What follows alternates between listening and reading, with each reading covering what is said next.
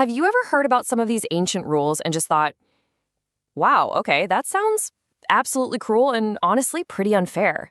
I mean, a lot of people read the ancient book of Leviticus and they see this controversial dispute, right? They think it was just this mean way to banish sick people out into the dangerous desert.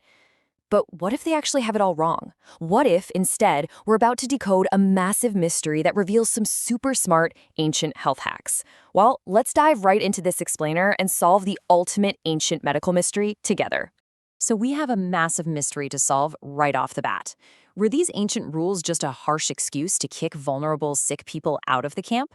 Or were these priests actually acting like superhero doctors? I mean, wielding amazing health hacks that literally saved thousands of lives from devastating plagues. Let's check out the clues. Okay, so the main villain in our story is this super spreading condition called Tzara. And guys, it wasn't just your normal everyday sickness. It was a highly contagious, super spreading yuck.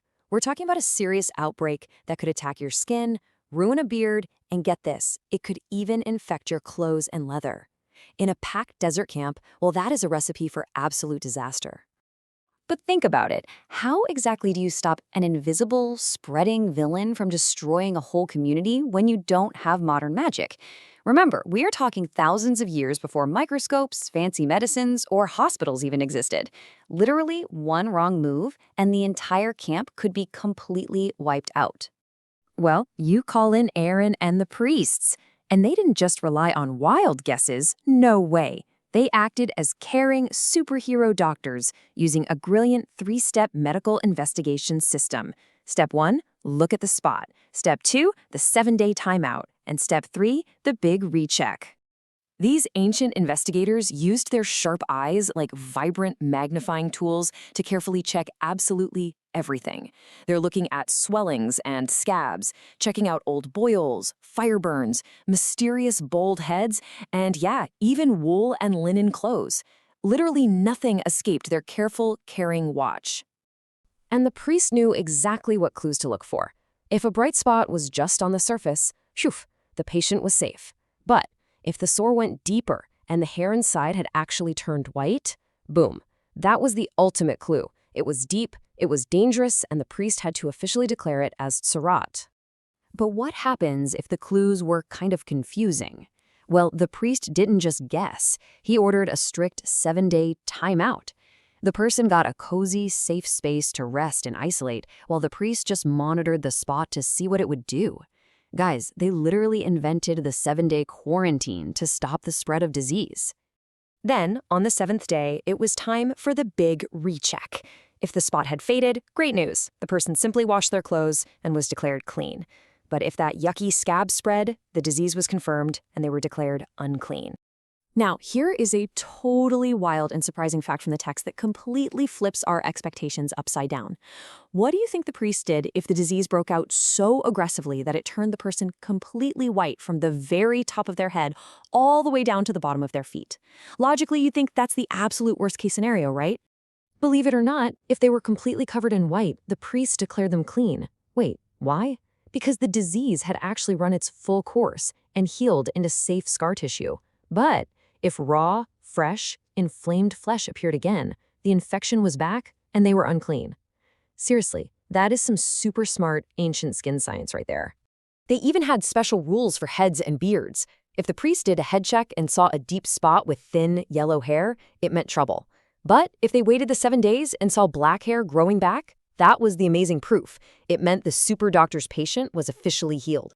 Now, if it truly was contagious Tzara, the safety rules immediately kicked in. The text says, he must live in isolation. He must live outside the camp. The person had to wear torn clothes, cover their lip, and shout unclean to warn others. Then they moved to a special, safe, isolated tent completely outside the main bustling camp. And listen, this wasn't some mean, cruel banishment at all. No, it was a powerful one-saves-all shield. By requiring the priest to quarantine the sick, God established these ancient, practical public health measures. Isolating one infected person acted like a magical protective shield, prioritizing the safety of the wider public and saving the entire vibrant community from a massive, deadly outbreak. It's all about looking out for your neighbors. They even checked their wardrobes. If cloves got these weird greenish or reddish stains that actually spread after a 7-day wait, the heroic doctor ordered the clothing to be completely burned in the fire to stop the infection. But if it faded, they just tore out the spot. They took absolutely zero chances with community safety. But why focus so much on skin and clothes? Well, as we dig into the deeper meaning, we see a massive comparison here. Just like physical sickness, like Tzara, needs quarantine to protect the body because it spreads and separates you from the camp, spiritual sickness, which we call sin, corrupts our hearts. It's contagious, and it separates us from God and our friends. The ultimate moral of this story is about keeping our community and our hearts healthy. Sin is basically spiritual tzara. Both physical sickness and the spiritual sickness of sin require a very special, deep, powerful cleansing to restore us to a joyful, happy fellowship with our community and our Creator. So the next time someone tries to tell you that ancient texts are boring, tell them the real story about the superhero doctors who kept their desert city safe. If they knew all of this thousands of years ago, what other amazing secrets do you think are hiding in history just waiting to be discovered? Click the bell button, like, share, and subscribe.